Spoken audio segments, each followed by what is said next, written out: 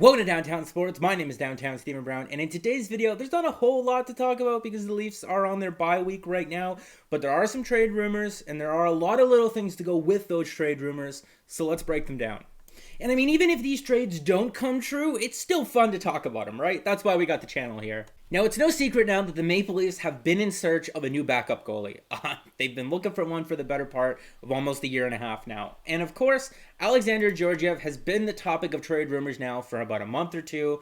And the New York Rangers have said to have been asking for a really good young forward for him. And you might be saying to yourself, Steven, that's not news. That's been reported on for a while now. Yes, but in Elliotte Friedman's latest edition of 31 Thoughts, he had this to say about Kasperi Kapanen, particularly because Kapanen's been linked in those trades, or those possible trades for Alexander Georgiev. There's been a lot of talk about Kasperi Kapanen, but the sense around the NHL is the only way Toronto moves him now is in a big deal. Something that makes them significantly better. And when you read the word significantly better, I know that they've been really ailing for a backup goalie, but a backup goalie isn't making this team significantly better, especially not in the playoffs. So keep those hypothetical Alexander Georgiev trade rumors to Toronto coming, but don't include Kasperi Kapanen in them. It's not happening. It's not happening for Kapanen.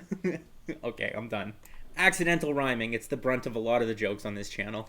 But there was also this snippet of news in the latest edition of 31 Thoughts, and Elliotte Friedman basically saying that the Leafs have been called and asked about Tyson Barrie, Cody Ceci, and Jake Muzzin. He doesn't think that those guys will necessarily be traded, but if one of their younger guys does take a big leap, maybe like a Travis Dermott or a Rasmus Sandin or a Timothy Liljegren, he's a little bit less likely than the other two, then it would open up the door to possibly trading one of those three guys. But he also notes here that there's been contract extension talks with Jake Muzzin.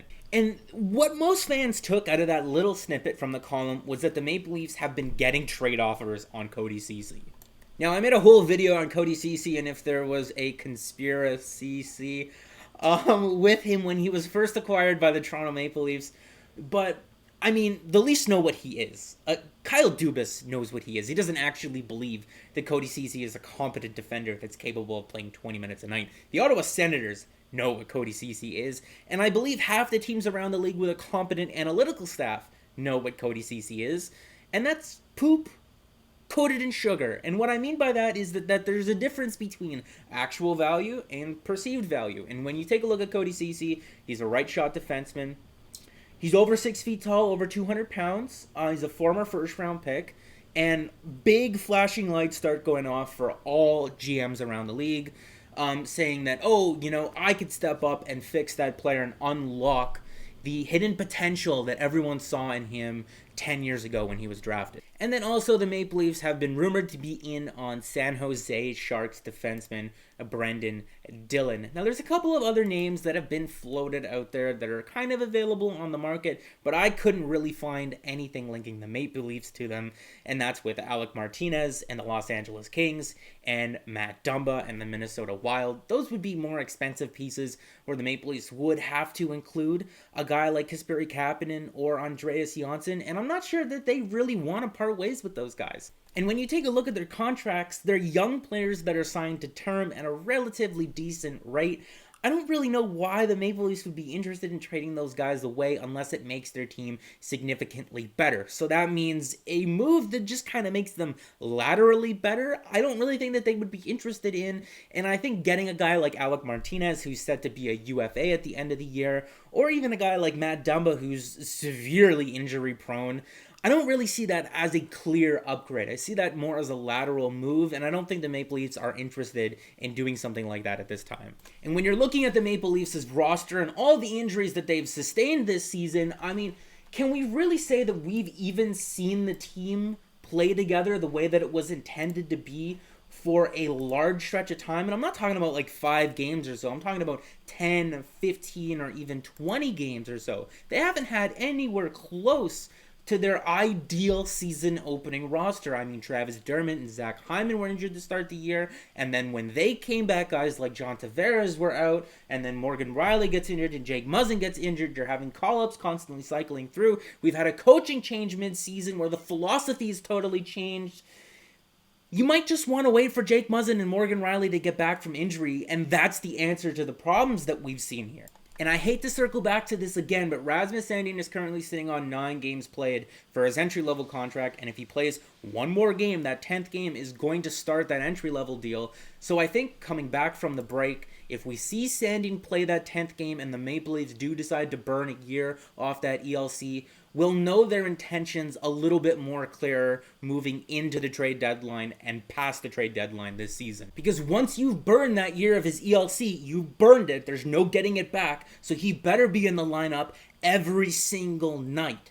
And if you look at the Toronto Maple Leafs roster, when everyone is healthy on their blue line, there's only so many roster spots to go around. And even if you launch a guy like Cody Ceci into the sun here, there's still only 6 spots on this blue line. And I don't see what the point of making a middling move does for this team. I don't see what benefit it has here, because then you're just taking away ice time from guys like Travis Dermott and Rasmus Sandin. And like I said, once you've burned that year, you've burned it. You better use him. So in my mind, if the Toronto Maple Leafs were going to make a big addition to their blue line, I'd say it has to be before Rasmus Sandin plays his 10th game in the NHL, because there's nothing wrong with sending Rasmus Sandin down and then calling him up later down the road, say someone get injured in the playoffs, and having him as depth, right? There's nothing wrong with that. But if you're going to burn that year, make a trade for another guy that's going to come in here and take away minutes from those guys, then I really don't see what the point of burning that year was. And also, I'm going to say this, and I know it's not going to be popular, but I'm going to say it anyway. I don't see the point in trading Cody Ceci for the sake of trading Cody Ceci. If trading Cody Ceci allows you to go out and then make a bigger move to significantly make this team better, then go ahead and move the money out. But, I mean, in 2013, the Maple Leafs paid a 4th-round pick to acquire Ryan O'Byrne as a depth defenseman for their playoff run. And when you take a look at the Maple Leafs here, they have 6 good options. These are 6 quality defenders, in my opinion, and the 7th guy right there is Martin Marincin. If you sustain an injury in the playoffs, are you confident with Martin Marincin? If 2 guys get injured in the playoffs, are you confident in burning Timothy Liljegren's first year of his ELC? No. So, I mean, you're not going to get much for Cody Ceci anyway. You might as well hold on to him for some insurance. So in my mind, the time for the Maple Leafs to make a big move and a big splash, if they were ever going to do it, is right before Rasmus Sandin starts burning his ELC. I don't see the point of doing it afterwards, because then you're giving up assets to get that player in, and you're wasting that year of his ELC because there's just not enough minutes to go around. But who knows? Maybe I'm just a big babbling buffoon. I don't know what I'm talking about. And that's what the comment section is for. So make sure to leave me a comment and a like on this video if you did enjoy it, and subscribe for more, because more is always on the way. And guys, the Leafs are still making the playoffs.